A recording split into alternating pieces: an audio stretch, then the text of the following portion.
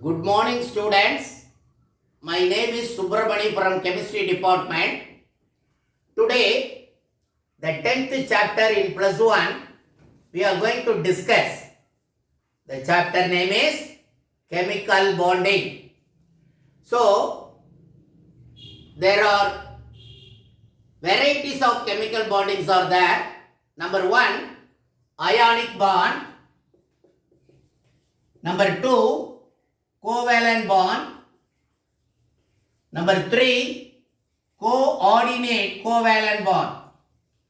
Coordinate covalent bond. But today, we are going to discuss ionic bond. What is ionic bond?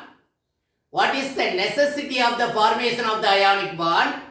So, we are going to see one by one.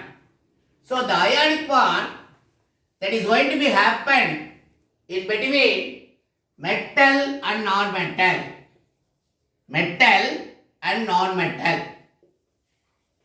With the help of the example, I am going to explain. You can easily understand that. So, here we are going to take the example of sodium.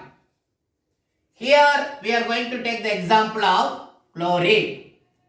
The sodium is the metal, that is the monovalent. What do you mean by monovalent? The valency of sodium is 1. Why we are telling like this? Because that contains only one electron in the outermost orbit, that is nothing but valency electron. So that is why we are telling depends upon the number of electrons present in the outermost orbit. We are going to assign the valency of the particular element. Right. So this is the structure. This is the nucleus of sodium. Then proton present inside the nucleus 11.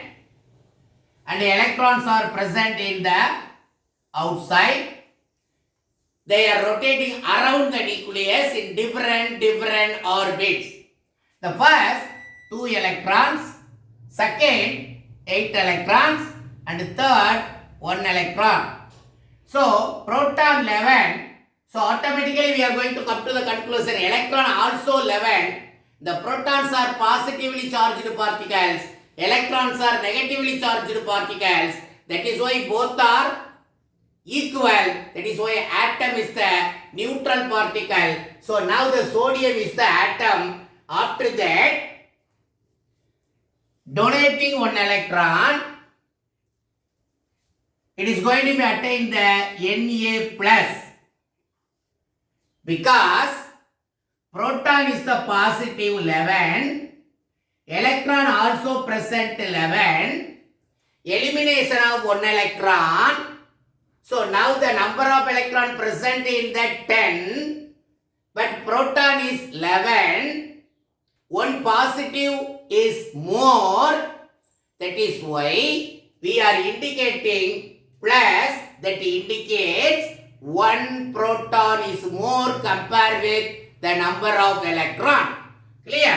So now this is the valence electron. That is why sodium valency is 1. Sodium valency is 1. What 1? Plus 1. Clear? Right. So, elimination of electron is not the easiest one. Simply you are telling, my dear sodium, please give 1 electron, please give 1 electron means like that you are going to telling means the electron will not come. You are going to spend some energy. You are going to spend some energy to eliminate that electron. So you are going to spend some energy to eliminate that electron. That energy utilized to convert atom into ion.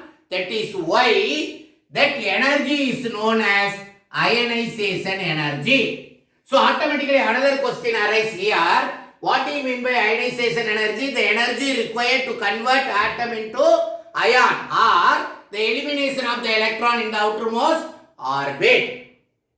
Clear? You are going to eliminate the first electron, that is the first ionization energy. If you are going to eliminate the second electron, that is second ionization energy. If you are going to eliminate the third electron, that is third ionization energy. Depends upon the number of electrons present in the outermost orbit. That depends upon the valency of the atom. Clear? So, here the sodium valency is 1. Valency of sodium 1. And the tendency of metal is always donating the electron. So that is why metals are donor. But what about that non-metals? They are acceptor. From where? From metal. Right. And another question, what is the necessity of bond formation? Sodium is here, chlorine is here. Why unnecessarily they are interacting each other to form a bond formation? With the help of electrostatic force of attraction. The reason is they are trying to attain the inert gas configuration or noble gas configuration or stable configuration. They try to attain the stability. Clear? That is why donating electron and accepting electron. Clear?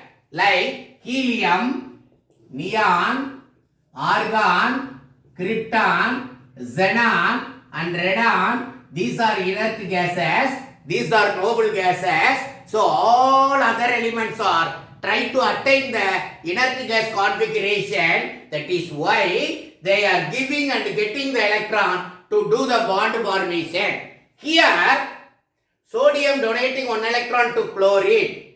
After that sodium attain the neon electronic configuration. That is nothing but stable electronic configuration. Here, chlorine after accepting one electron, that attain the argon electronic configuration. That is nothing but inert gas configuration. So 2, 8, 8. Here 2, 8. The first orbit contains 2 electrons. Second orbit contains 8 electrons. So how to assign? Because that will assign with the help of 2n squared formula. 2 is the number, n is the principal quantum number. Now this is the K cell, this is the L cell, this is the M cell.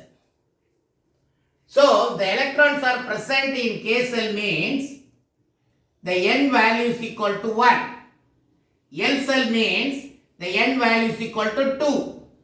M means the n value is equal to 3. So with the help of this 2n squared formula, how much of the electron maximum present in each orbit, that can calculate with the help of this Kn like value. With the help of this value, right? So now come here. Sodium donating one electron, attain the positive charge. Chlorine accepting one electron, attain the negative charge. Clear? So right. The one electron transfer to sodium to chlorine. The electron transfer. Complete transfer of electron from one atom to another. Complete transfer of electron from atom to non-metal. Clear? So transfer of electron.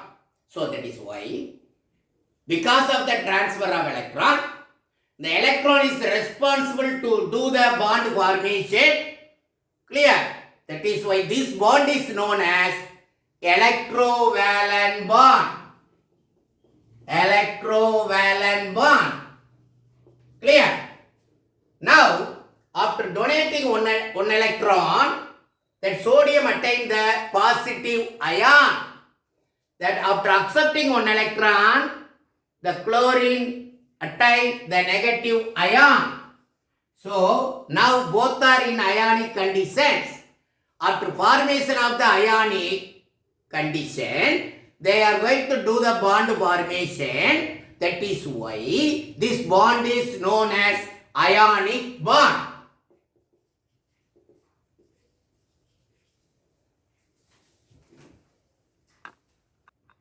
So any clarification in this, please contact my phone number and clarify your doubts. Thank you, students.